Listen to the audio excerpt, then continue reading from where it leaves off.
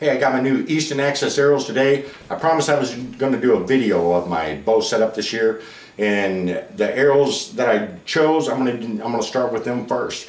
I'm not a producer, so I'm not expecting great video quality or audio quality here, but I'm going to do my very best to kind of show you what these arrows are all about and why I chose them on my bow this year. Since I bought my first bow from Rick years ago, I've studied this and I've learned a whole lot, and there's a lot of different resources out there. I'm making this video in hopes that maybe this is a resource for you to see these arrows in a way that maybe you didn't get a chance to see them before. I've learned tons of stuff offline. There's a lot of videos out there. Ike's Outdoors makes a great video. If you get a chance to see what Ike does, he's a master at this stuff, and I wish I had half his knowledge. I'm not a bow pro at all. I don't get sponsored by Easton or anybody else to give this video. I just researched them really hard, and I really feel like I made a pretty good decision on these, so I thought I'd show them to you. I just upgraded my bow this year. I bought new everything, so I researched everything I could about every aspect of my bow, so I'll have a whole new setup this year. And the one decision I did make is these Easton Axis arrows. I've done my homework. I think I've got the right one. So let's take these arrows back out to the bench. Let's cut them up. Let's see what they look like. See how they weigh out. See if Easton has an arrow like they advertise. All right, let's put these arrows to the test. Okay, let's take a short look at the arrow itself. I was really impressed with the way the overall look of the arrow was. The fletches are beautiful. All the graphics down the arrow shaft are amazing. It's probably the prettiest arrow that I've ever shot. So as far as beauty of the arrow, I couldn't ask for anything prettier than this arrow here. So it'll look real nice with my bow. I did learn to cut my own arrows, and so now I cut my own arrows. So I set up this little rig to cut them. Basically, I just need to put the arrow in here, and I have the saw already pre-made. It's set up with a vacuum system for these carbon fibers. I know we all need to be careful with these carbon fibers. We need to make sure that we don't inhale them. So I set up a little vacuum system for it, and I got just a small saw I got down at Harbor Freight. It's worked fantastic. I built some little things for tolerances. I also built a jig that I can put up there for measuring them. So once I put it in here, I can drop my arrow in.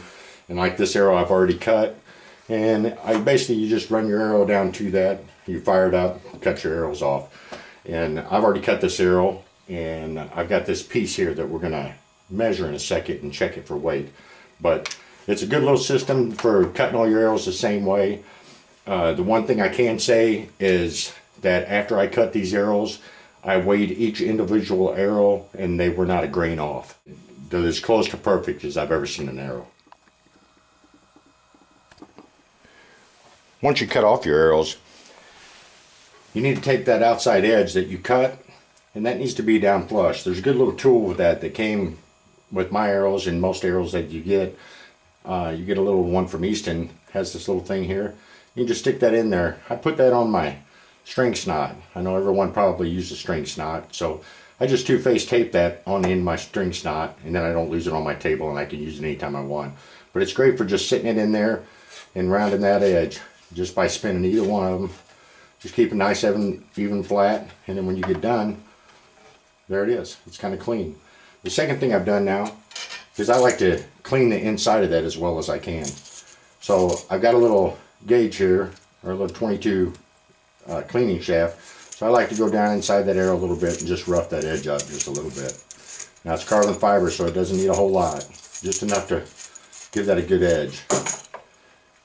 And then we're going to take some denatured alcohol, and we're going to Q-tip that, and then we're going to put the Q-tip in there, and then we're going to clean out all that carbon fiber dust that we had.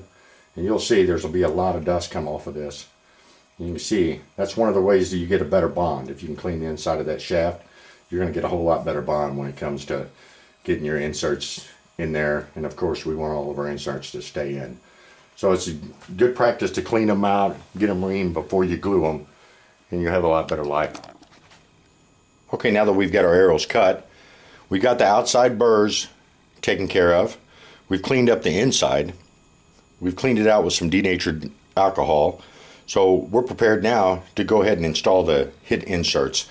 Now these are a hidden insert, so they'll be put in with this Easton adhesive. Now of course there's other adhesives, and you'll see a lot of people use other adhesives, but I tend to like to buy the same product that I'm buying the arrow from. I figure if Easton made the arrow, Easton made the insert, then I would only be intelligent to use their adhesives too. So that's why I'm going to go ahead and use this Easton. Now this is a 2-part epoxy, so what we'll need to do is we'll need to mix that up. So what I like to do is I just take a Q-tip, and I'll just cut the end off of a Q-tip. That gives me something to mix with a little bit. Then you take off your lid. Now they'll come in a pack where you can get a little small pack to use them whenever you buy a set, but I have several tubes of this. But basically you're just going to pour out 2 even amounts, just like that. And then use your Q-tip here and just mix them up real good.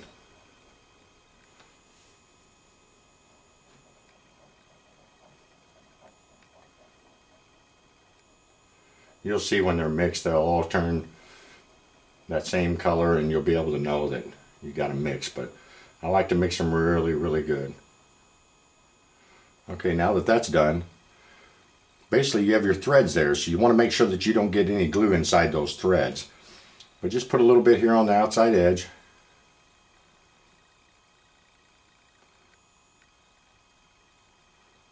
I like to coat it pretty good.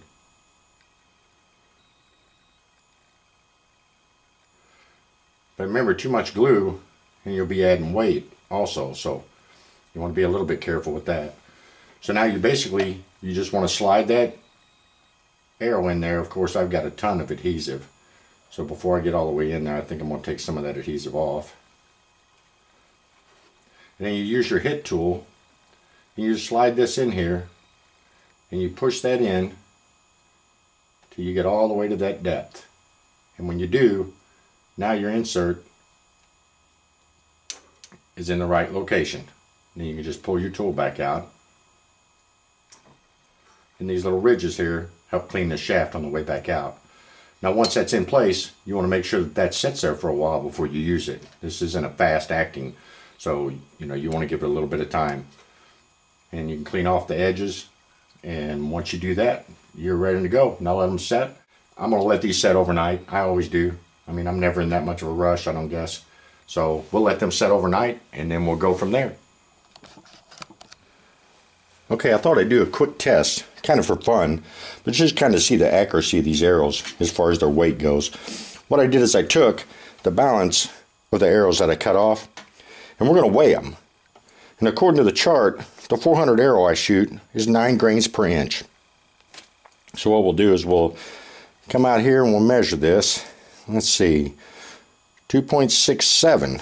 So if we take 2.67, we times that by that 9, we end up with just barely over 24 grains. So let's just turn this weight into reality here, and we'll see what it actually weighs. Now that we're zeroed out, we'll drop that down. We'll give it a couple little taps to check it. 24 grains. I'm going to check that again. 24 grains. I usually like to tap it 2 or 3 times. 24 grains. So according to that, this tells us that that arrow, according to their stats, is identical. Good job, Easton. I guess while we're here, we'll go ahead and look at the measurements for the hit inserts. The hit inserts here say that there'll be 16 grains. So of course I got all the inserts with them. So let's just weigh an insert and see what that weighs. 16 grains. Double check it. Triple check it. 16 grains. Another great job. Okay, I've got my arrows all set up. We've got them cut. We've got the inserts put in them. I did take the knock out, and I put a Nocturnal brand lighted knock system in it. I use these on all my hunting arrows. They're great for tracking deer. I can see my spot that I hit a whole lot clearer with these. I also use these to mark my spot. So it's a good way if I shoot a deer out in the woods, I can plant that in the ground and then walk back out to my truck, and I can easily find my deer in the dark. Also, I changed it out to the Spitfire. This is a Spitfire Edge. It's a new Spitfire, but I've used Spitfires for years. I'm a fanatic about them, so I didn't change this on my bow this year. I've taken each of the arrows and I've listened to them. I've given them a little spine check, make sure that there's no cracking in any of the carbon fibers. I didn't see any of that with this Easton arrow. It all seems perfect. I weighed each arrow after completed arrow was done, and I was within a grain for sure, if not exact, throughout all 12 arrows. So I'm really happy with what I've seen so far. So in my best guess, I think I made a pretty good choice in arrows this year.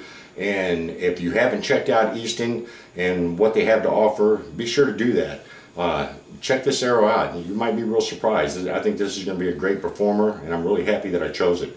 If you have any questions or you want to say hi, you can contact me again at crawfishsigns.com. You can see some of the CNC work that I do, and you can also contact me at crawfishsigns@yahoo.com. Thanks a lot. Here's a quick look at my deer mount. This was done by Coriel Koch. I killed this about 4 years ago with my bow, and I wanted to point out the backboard that I made for that. I have a CNC router that routers these things, so it's really great detail. It's a really nice way of displaying my deer. He's my champion deer, and it looks so much better than the other one. So anyway, if you want to see any information about that, you can go to crawfishsigns.com, or you can also go to crawfishsigns@yahoo.com to email me if you have anything to say. And good luck with you.